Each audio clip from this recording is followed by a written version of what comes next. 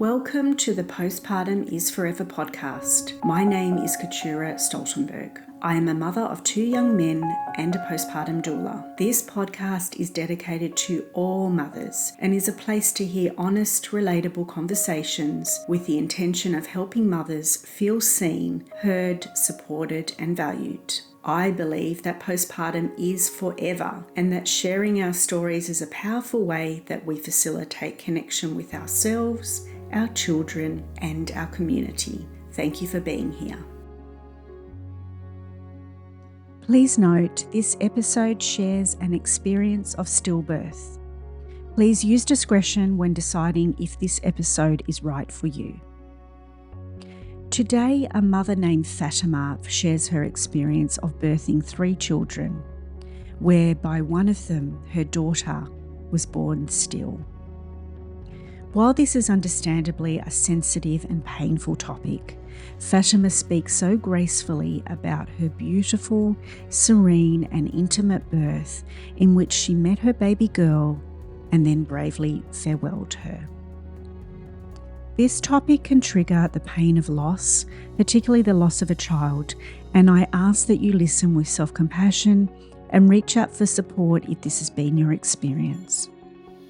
Fatima talks openly about the silence that happens after birth, when your baby's born still, the truth that your body will still go into a physiological postpartum phase after losing a baby, the need to give your body time to rest and recover, and the emotional challenges that arise with this. Fatima beautifully brings light into what could be a very heavy conversation with her softness and inner wisdom, calmness and knowing. Be kind to yourself, mamas, and I hope that you enjoy this episode. Fatima, hi. Hi, Katura. So nice to reconnect with you. It's a blessing.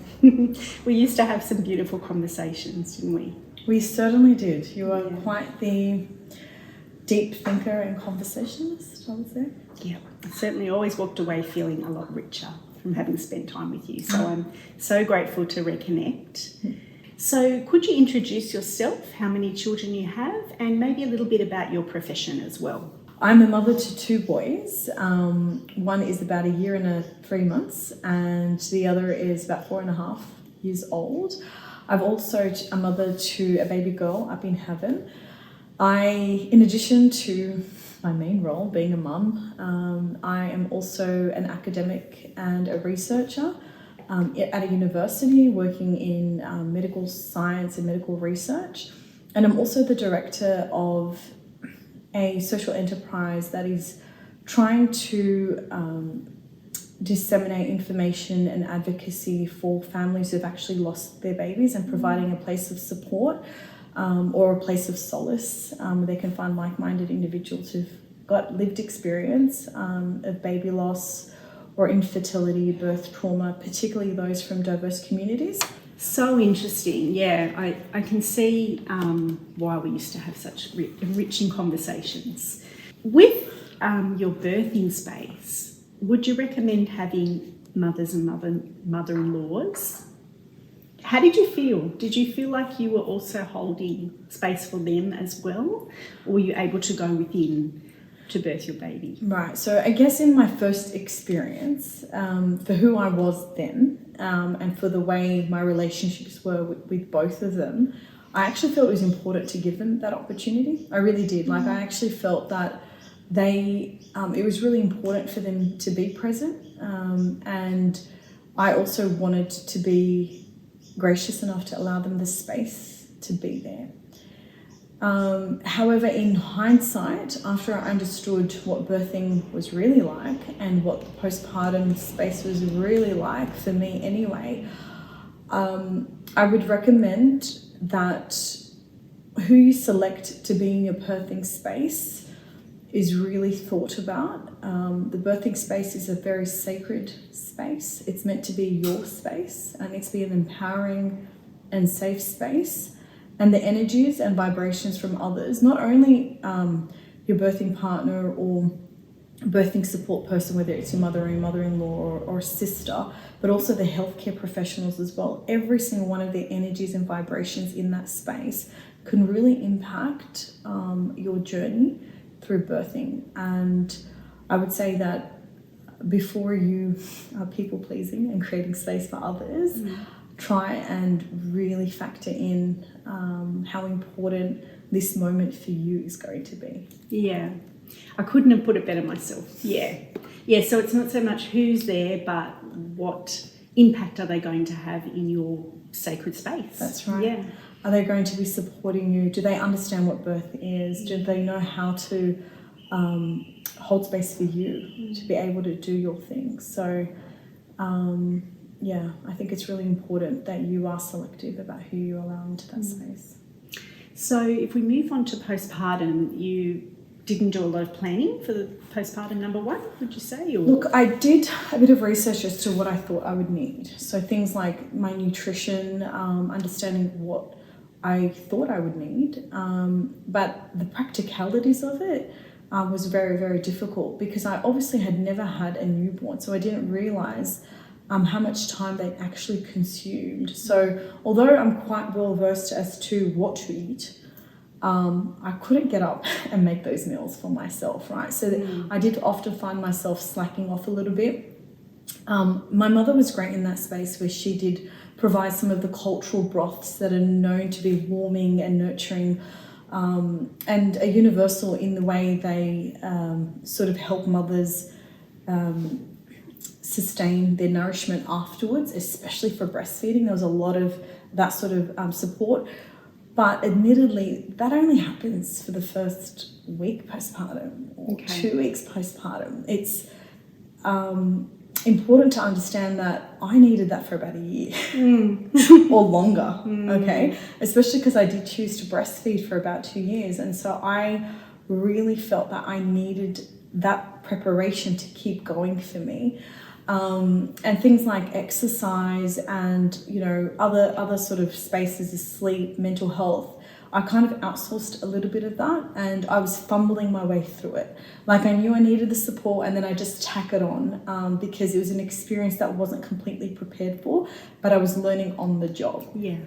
And I could have saved myself a lot of misery, and had I had a deeper appreciation of what I really truly needed.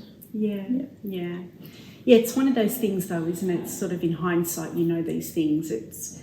You've kind of got to live the experience before you truly understand what you need. Yeah. And that's why I hear from a lot of mums second time around or third time around because they're like, I want this to be different. Yes. Yeah. And I guess that's where I found myself as well. Like with my second and third births, I was better prepared, and I had mentally and physically budgeted for it and financially, and knowing that this is what the tax was going to look like on my life as a whole, and these are the sorts of resources that I was going to employ to ensure that I could mother with abundance, right? Mothering with abundance, mothering with a level of empowerment, and not feeling like I'm literally scraping the barrel from exhaustion and just spent, you know? Yeah. Just completely spent. So what would you say maybe to a mother that's thinking postpartum care is a luxury and that it's something that maybe it's a bit extravagant? Oh, goodness me. That is a question that I've become really passionate about. Anytime I find anyone's planning for a baby, I really emphasize the importance of ensuring that they really budget for that postpartum space. And when I say budget, it's not just financially, it's also time. You need support, like physical people, and also really planning around it. Having a mother in her optimal state is so essential for how the family unit is going to operate and how that baby is going to thrive. So for me, it's actually a non-negotiable. I'm beyond explaining to people why I would spend a certain amount of money on, you know, somebody like you actually, and somebody who is a doula and who offers, the beautiful massages that we so need after giving birth, the nourishing food services, with the warming broths, with gut-friendly nutrition behind it. So it's not just, it's like really well thought out as to what a postpartum woman would actually need. And I feel like it's really a non-negotiable. If you find that you can prepare for your postpartum and put away a little bit at a time, it is an investment, but it does pay off, because your physical, mental recovery is a lot better and a lot faster,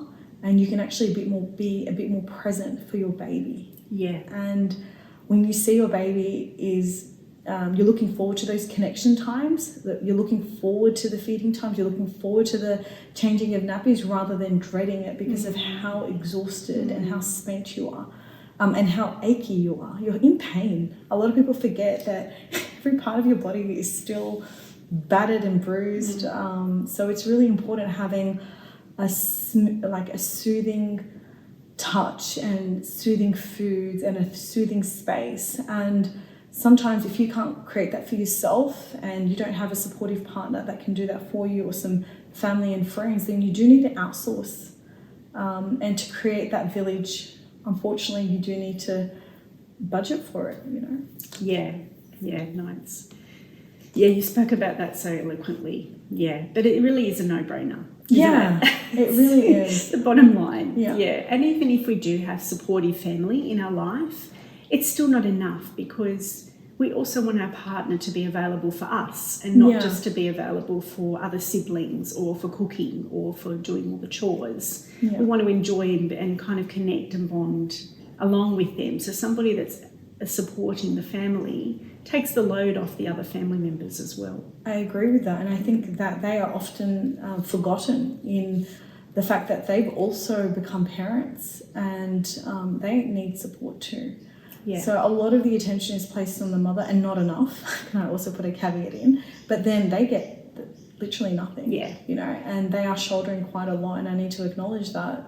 So I think it's the idea needs to be focused on both parents and what they both need, and being able to really think about the postpartum phase being a time of vulnerability for the whole family.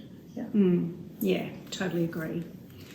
Okay, speaking of vulnerability, are you able to kindly share with us your second birth experience? How was the pregnancy for that experience? Was everything going as planned? Yeah, so I guess, like I alluded to earlier in the conversation, we're not planners when it comes to these things. So pregnancy number 2 was also a welcome surprise, and things were going swimmingly until they weren't, I guess. So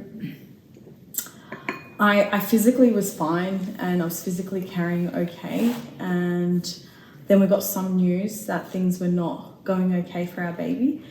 And then as we sort of went along, we were getting grimmer and grimmer news about, whether I'd be able to still carry to term, and whether my baby would be, needing a bit of help when they first were born. It was mostly to do with their lungs and a lot of fluid around them. That was a bit difficult to sort of navigate, but because I have a medical background, I guess, or medical science background, I was very on board with it. I'm like, okay, it was very matter of fact. I got a lot of support in the sense that I have a great healthcare team around me, and I was quite spoilt for choice in terms of the education that I was given to me and the support that I was given to me. But yeah, I guess the second pregnancy was a very trying time, because you just, I guess you don't know what the outcome is going to be, and there's a lot of unknowns. Yeah. At what point, if I can ask, did you become aware that something wasn't right? It was really further on in my pregnancy. It's probably around maybe the 6-month mark. Yeah. So as we're going to all the scans and stuff, that's when, I guess things became a bit more. But it wasn't like, what's the word? It wasn't, for me, it wasn't catastrophic. Like, even though they were giving me the info, I was still very hopeful, and they were too, to some extent as well. And so I was like, well, whatever the outcome is, I'm still going to be taking care of my baby in the best possible way. So I was very accepting of whatever, and whatever is, because sometimes they don't even know, So yeah. That's true. So your baby girl was born? Yeah. Yeah. Can you tell us a little bit about that?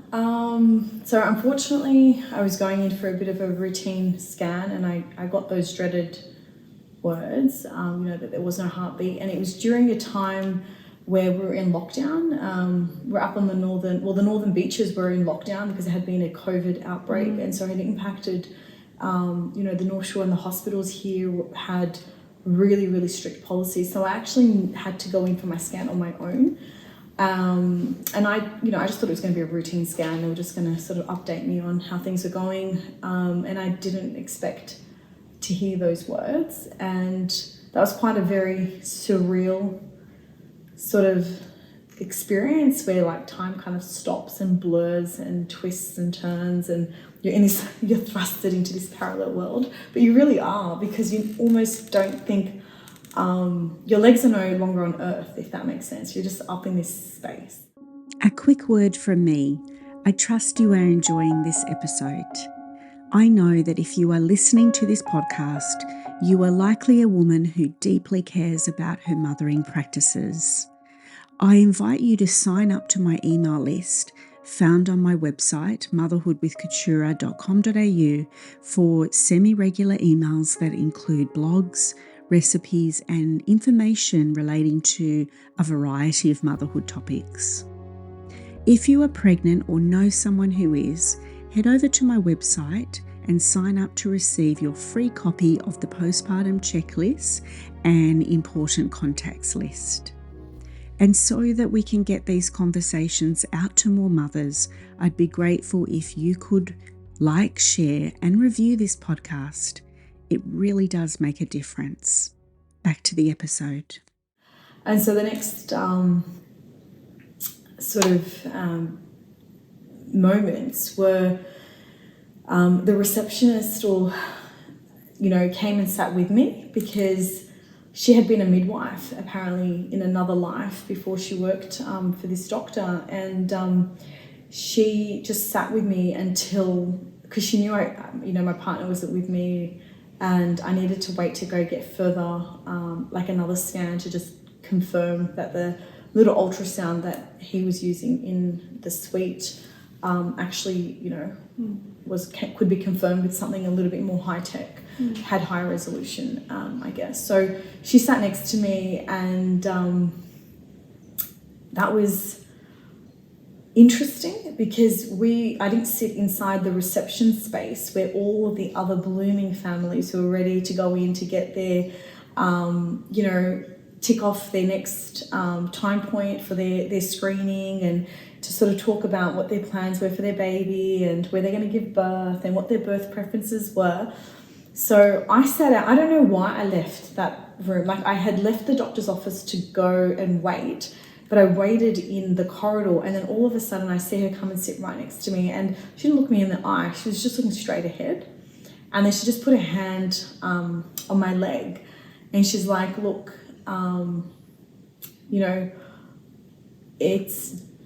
I remember her saying to me, I don't know what you're experiencing, right?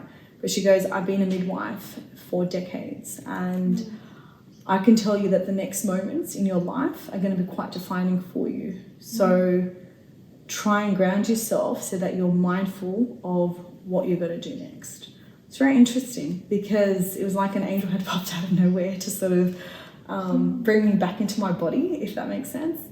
And look, I went down the corridor, and I had this sonographer do the next lots of scans, and they confirmed that there was no baby there. And unfortunately I had to come home and then share the news with their father.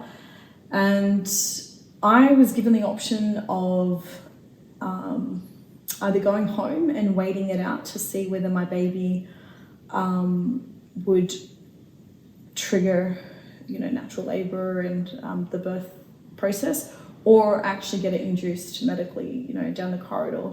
And I remember my OB saying to me, he's like, most women would actually want to go down the corridor right now and be induced and get it over and done with. He goes, but I know you're going to choose the second option.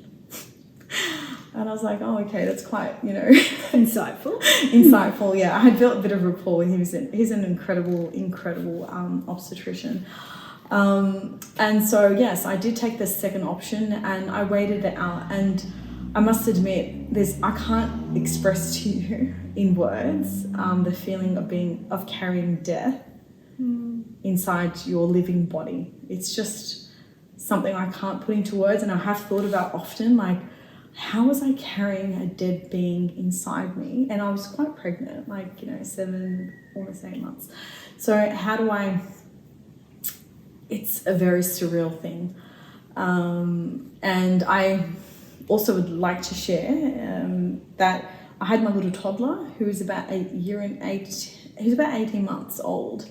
And I remember before I went to my appointment, he actually said to me, baby, like he could see a baby up in the sky. So I was breastfeeding him and he pulled away from me and just pointed up to say there's a baby in the room. And I was just like, that's so strange. And he kept saying baby and he was waving at the baby. And it was just him and I in the room. And I just felt like that was when I found out a few days later that I had lost the baby. It just sort of, I don't know, it was very interesting. Moments you can't explain. Yeah, It was a moment I couldn't explain, I guess. And and unfortunately, your baby gets buried and all those sorts of things. So did you go back to the hospital soon, or did you wait it out for a bit? I waited it out, and then, about a week later, it was when things naturally started to happen. I shouldn't say naturally, because my doctor kept calling to check in and to see, how I was going, pretty much daily, if not twice daily. I was getting that level of contact. And then I was offered actually a pill that can actually, ripen up the process a little bit. And I took it on the day 6, and pretty much the next morning I was out. Yeah. Sorry. It's okay.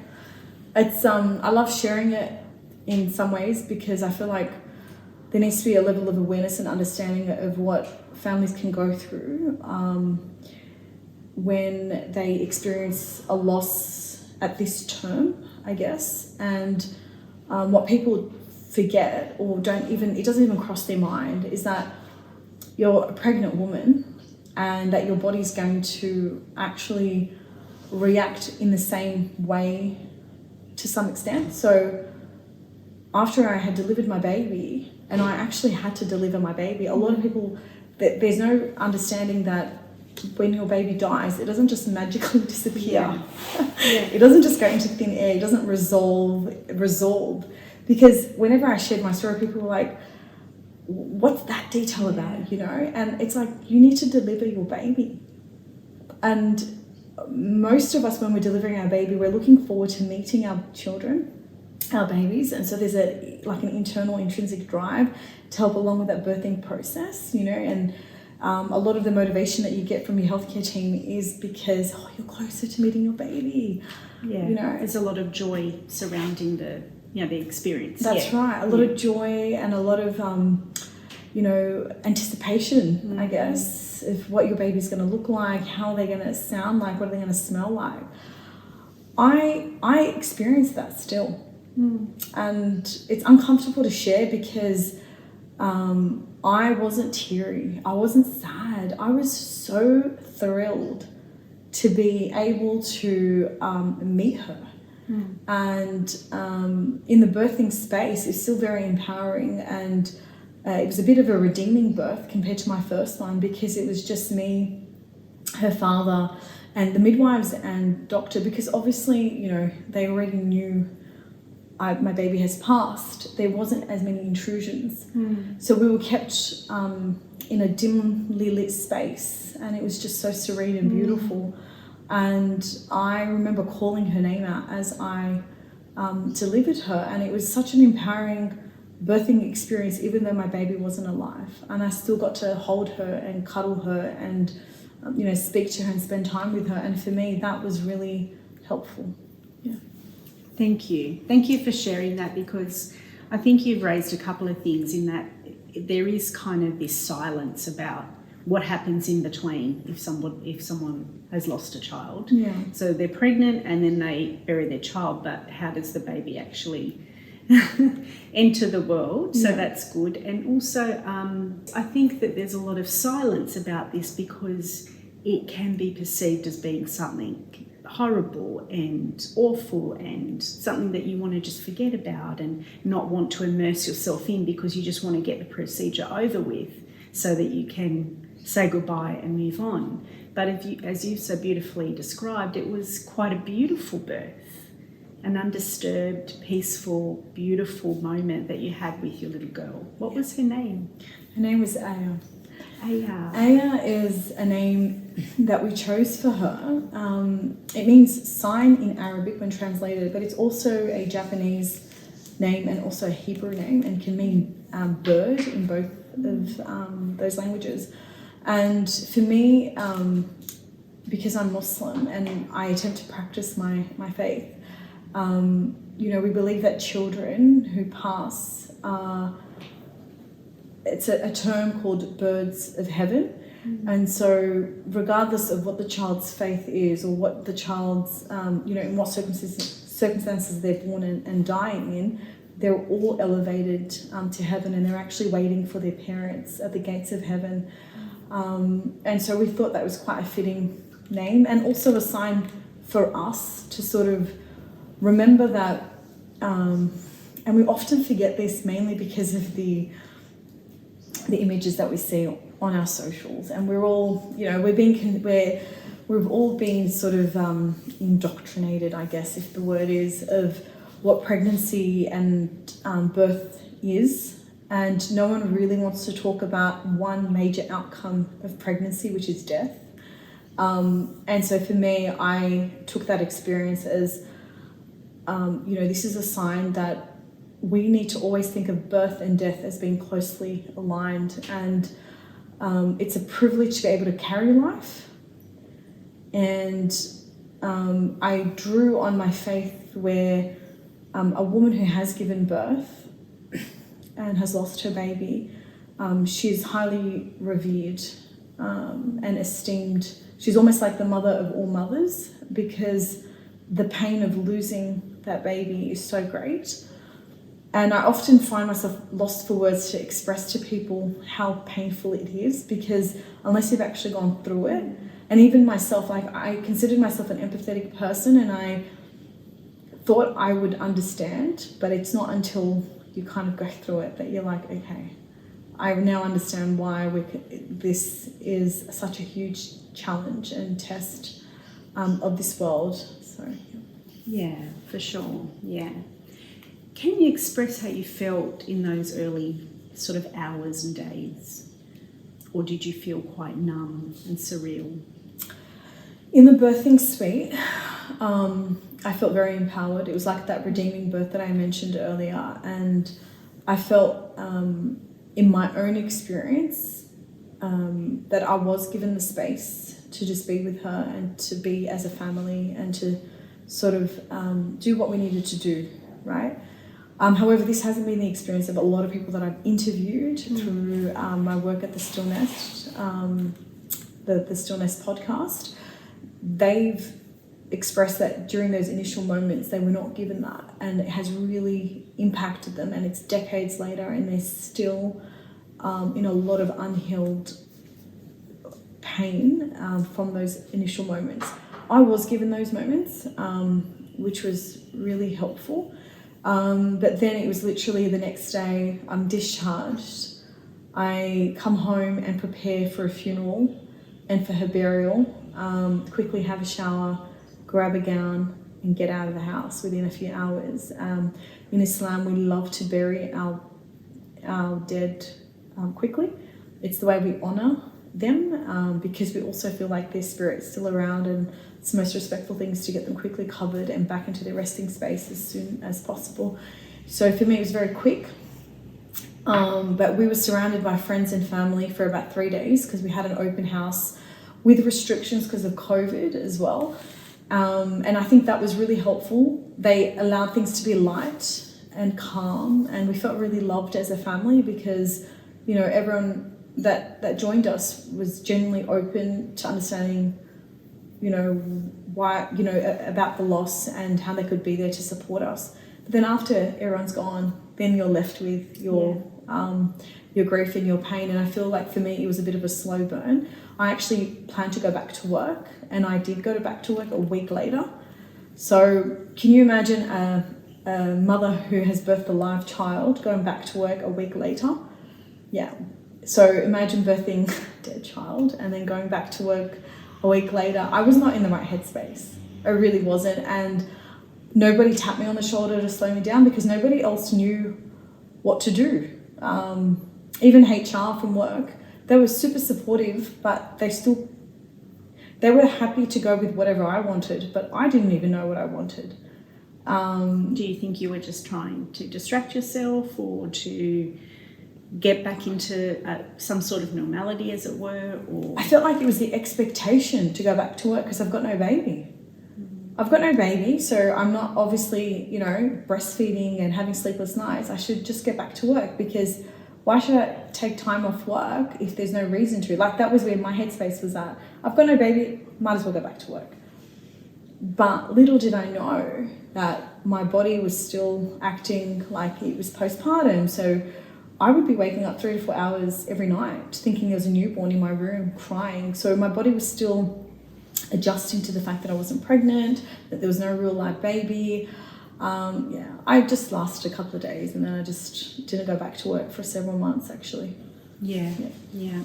In that time, and this is, you know, to maybe help another mum out there who's going through this early stage of grief, what would you say has helped you to heal, and to what comforted you, what helped you, or do you think it's very different for different women? I guess it definitely is a very personalised and unique experience to each person. However, there are some universalities that you can draw from. I already had some healthy habits, I must admit. Like, I like to journal, and I like to walk, and I like to exercise, and there was already some little things in my life that I was already doing as basic habits. However, they were not enough during this time. I really did need to speak to someone that had gone through it, because even the way I reacted in the birthing space, because of that elation, when I was pregnant, if you had told me, when a mother gives birth to a dead baby, you'd be thinking, she'd be bawling her eyes out immediately. I mean, I've been bawling my eyes out. I'm still bawling my eyes out. It's not that it's not there. It's definitely there, and I'm still working through my own grief. However, there are some things that happen that you just can't express to someone that hasn't actually gone through it. It can seem really unusual. Feeling so empty. Like, I remember the first few days, like even months later, actually, even a year later, it took me a really, really long time to get back into my body. And I had this rawness. I felt like empty when I was walking out. I'm like, do people know that I've just lost a baby? Like, it was the world for me had stopped, and I was living in this like parallel world. So I think for me, for somebody who has lost a baby, I think it's really important to just connect with 1 or 2 other safe people who maybe experience something similar, so that you could unpack that, or speak to a professional. I hope that you enjoyed this episode and that it offered something helpful to your own mothering experience. If you are a pregnant woman or know someone who is, head over to my website to receive your free copy of the postpartum checklist and contact list. And if you'd like to be better prepared for your postpartum, both practically and mentally, purchase the Peaceful Postpartum ebook, a 52-page interactive guide on what you need to know and what matters most in postpartum. And so that we can get these conversations out to more mothers, I'd be grateful if you could like, share, and review this podcast, and we'll see you next time.